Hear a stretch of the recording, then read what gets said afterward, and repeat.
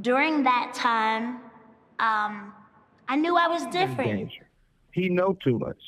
One thing you got to realize is he probably having a conversation right now with the higher-ups and everybody else to figure out how it's going to work itself out. Yeah, I mean, I had people follow me when I took my daughter to school. So Fantasia has finally opened up about something people feared for years. She said the music industry left her broke and completely alone. And I wanted to fit in, and I wanted to be loved. And I felt like the streets was going to give it to me. After being chewed up and spit out by the same system that played a part in Whitney Houston's downfall, Fantasia is speaking out. Of music industry. Come on now. It can sometimes be a gift and a curse. She revealed that when young artists enter the business, there are usually two big names at the top pulling the strings, Clive Davis and Sean Diddy Combs. And now Diddy's caught up in a federal case that's dragging the whole industry into court. It's bitter. Oh, she gonna sing that song. If you keep your eyes stayed on God. Oh, yes. Fantasia's emotional breakdown doesn't seem like a one-off anymore. It feels like part of a disturbing pattern. Her experience lines up with some of the accusations that are now being made in lawsuits against Diddy. I'm just gonna hang out in the streets with my friends, club, drink, smoke, party, and that's what I started doing. So how did things go so wrong? And why didn't anyone step in? Fantasia Barrino had the kind of success story Americans love. She was a high school dropout and a single mom from North Carolina who blew everyone away on national TV at just 19. She became a star overnight, but behind the scenes, she was thrown into an industry she didn't understand, with no one there to guide or protect her. In this industry. We got in the industry very young, 19 years old. And so I was like, you know what? I want to be for the young girls what I always want. By the age of 26, Fantasia's dream had turned into a nightmare. She ended up sitting alone in her closet with a bottle of pills, ready to end it all. She didn't pretend it was anything else. How am I going to do this? So yeah, I took the pills. I just wanted some rest. In that dark moment, she wasn't thinking about her child or her career. She just wanted the pain to stop. And the saddest part, everyone who should have been looking out for her had disappeared. So I wake up, I look up, I'm in a hospital. I don't think it was that I was trying to. I just wanted to get away. I wanted sleep. I wasn't sleeping. I wasn't eating. This brings us to Clive Davis, the powerful executive who signed her. He's the same guy who worked with Whitney Houston, Janis Joplin, and Alicia Keys. But when asked how he supports young stars dealing with sudden fame, he simply brushed it off, signaling that he doesn't get involved in their personal lives. Fantasia later shared that she didn't have a support team that truly cared about her. They only cared about the money she could make. In an interview, Fantasia said, "I lost everything." I wish that I had somebody that came in straight, right after I won, that was like my manager now. Somebody who truly cared for me as a person. She was just a teenager, thrown into a cutthroat world meant for grown-ups. And at the top of that world, right alongside Clive Davis, was Diddy, the same man now facing serious allegations in federal court, including threats and far worse. I feel like singing like this. So I started to, being picked on. And then that brought on the insecurity.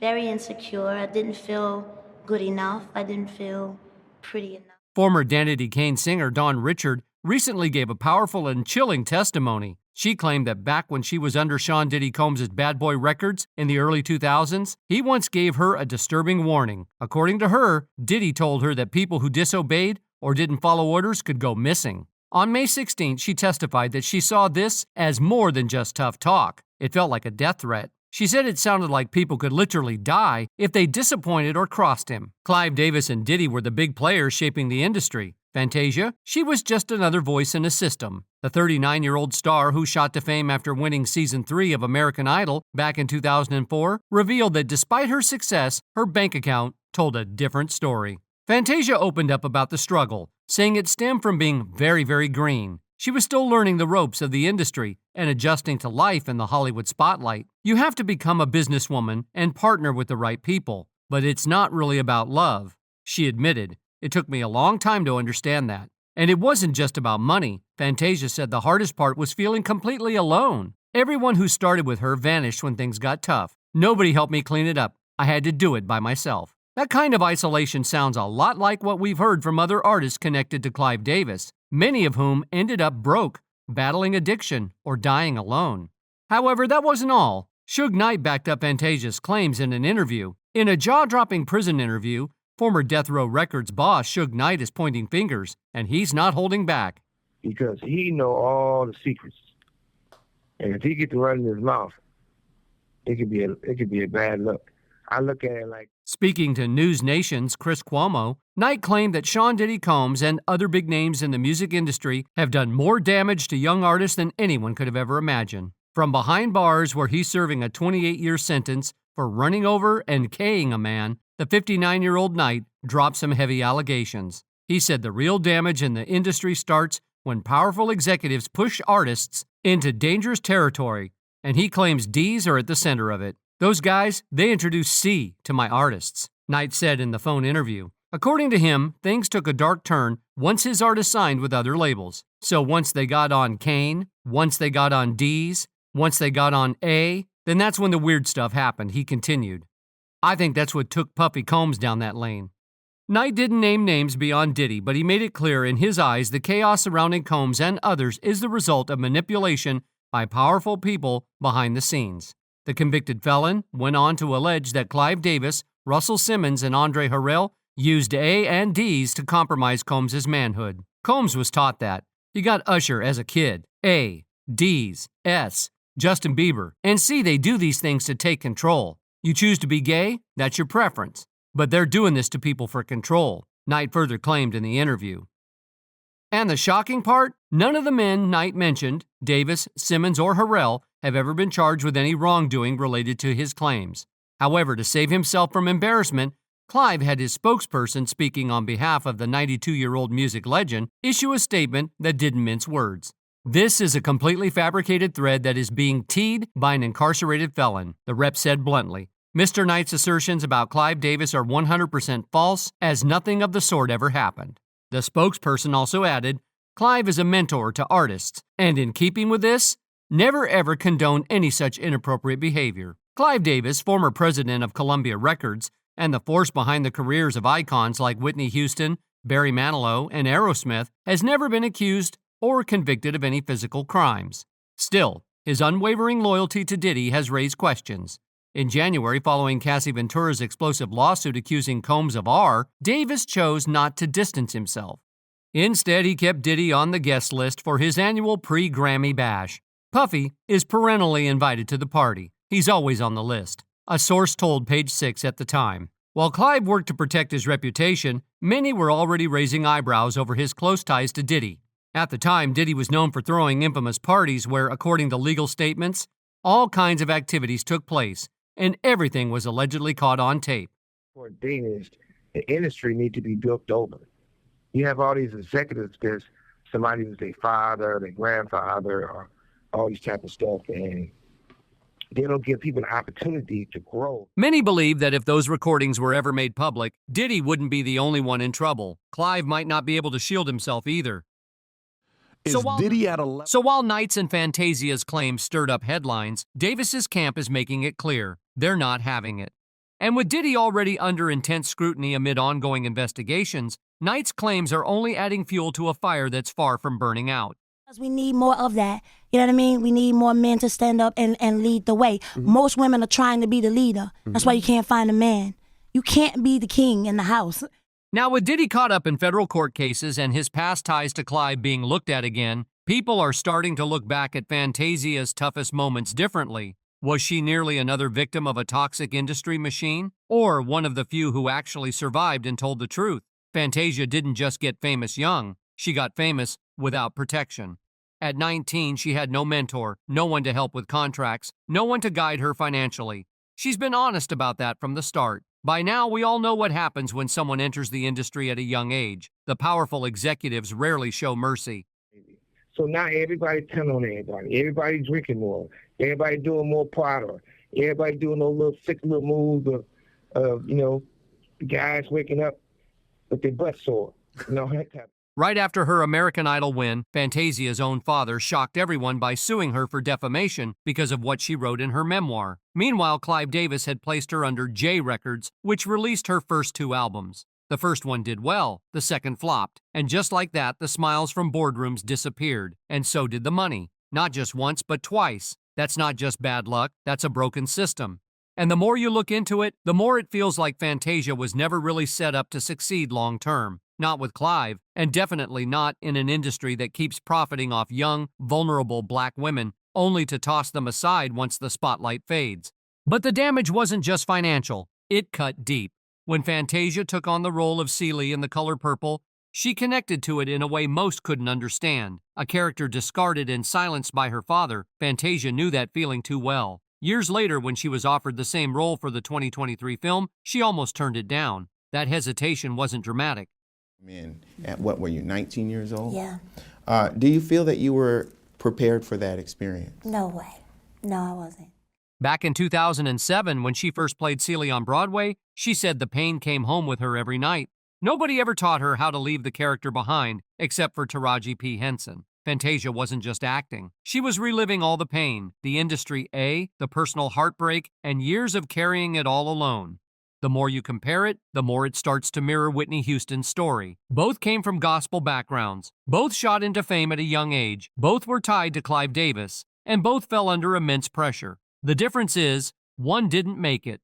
So when Fantasia says, everybody who started with me is gone, she's not being dramatic. She's being honest. She's one of the very few left who survived and lived to speak the truth. And now that Diddy is facing court battles, with ties to people like Clive and a long line of artists who either vanished from fame or died too soon, the question becomes, how many others were silenced before they had the chance to speak? Back on August 9th, 2010, Fantasia made headlines, and not the good kind. But what those headlines missed was the emotional storm that had been building inside her for years. The label execs had ghosted her. The managers were silent. The cameras were off. All that was left was a woman sitting in a closet with sleeping pills, staring into a mirror. I'm not gonna do this. So yeah, I took the pills. I just wanted some rest. Just 3 days before, Fantasia had locked herself in a guest room. She stopped eating. She wasn't speaking. She was shutting down and no one noticed. Not her family, not her team, not even the ones who had walked red carpets with her or collected checks from her tours. At the time, she was being dragged through the tabloids over rumors of an affair with a married man. Paparazzi were camped outside her home, but the scandal wasn't the cause. It was just the spark. The fire had been burning long before. She later revealed that she'd written goodbye letters to everyone. Her daughter Zion, her little brother, who'd been getting into trouble at school, her estranged brother Tiny, who was upset about money, her manager, her best friend, her mom. She put the letters in a book, making sure they'd be found. She took the pills. And she meant it. When she woke up in the hospital, groggy, angry, hooked to IVs, she realized she had survived something she wasn't prepared to face. News outlets like TMZ, CNN, and local channels picked it up instantly. But what they didn't report was how the music industry always seems ready to spin the image, not help the person. Just like they did with Whitney, just like they did with Michael. There's always a strategy to patch up the brand, but never the human being. Fantasia was released on the condition that she'd attend outpatient therapy, and for the first time in years, she said she stopped pretending. But the pressure didn't let up. Days later, she was back in front of the camera. Her album was dropping. The tour was booked. The label told her to rest, but she knew she couldn't. There was no safety net, no compassion, just a countdown to the next paycheck. It's no accident that Fantasia hit her lowest point while under the control of a system shaped by Clive Davis and closely tied to Diddy. And now with Diddy facing a federal trial that could bring other big names into the spotlight, it's becoming clearer. What Fantasia went through wasn't just her personal rock bottom. It was a red flag we all missed. But this time, people are finally listening. Somebody that'll tell you when you're wrong or when you're right. Somebody that's helping you. By the time Fantasia hit 40, she wasn't chasing radio hits anymore. She was chasing peace. And for the first time in ages, she was speaking freely. On red carpets and during press runs for The Color Purple, she wasn't just promoting a film. She was reclaiming her identity. The same woman who almost lost herself playing Celie on Broadway was now using that same role to show the world. She survived. She made it. She said it wasn't about money. In fact, she turned the movie down at first. She said no. Said hell no. Why? Because she knew the role would force her to face the pain again, the trauma, the years of feeling invisible.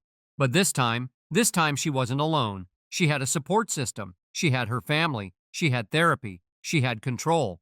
And for the first time in her career, she spoke openly about how broken the industry really is.